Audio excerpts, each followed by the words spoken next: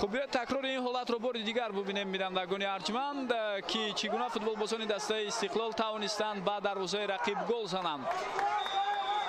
بینندگان ارجمند که در جریان بازی مرکزی دور همراه با ما بودید و برای هر دو این دسته هم برای یک بازی بسیار جالب و پرمضمون سپاسگزارم. گروه جدی و تکنیکی شبکه تلویزیونی ورزش گزارش مذکور را از ورزشگاه به نام 20 سالگی استقلالیت کشورمان از شهر خوجند به طور مستقیم پیشنهاد شما کردند. در نزد میکروفون شوره پرویز محمد امین بود. گروهی و راهبران گروه جدی و تکنیکی کارگردان فیروز بختیبک و ضیاءالدین سفرов بودند. از توجه یک و یک شما بار دیگر سپاسگزارم و یادآور میشیم که در جریان این بازی تیم استقلال توانست با حساب کلان 3-0 بر مقابل رقیب خود موفق شود. تا دیدارهای دیگر سربلند موفق و دوستدار فوتبال باقی بمانید. از ورزش دور نشوید. خیر.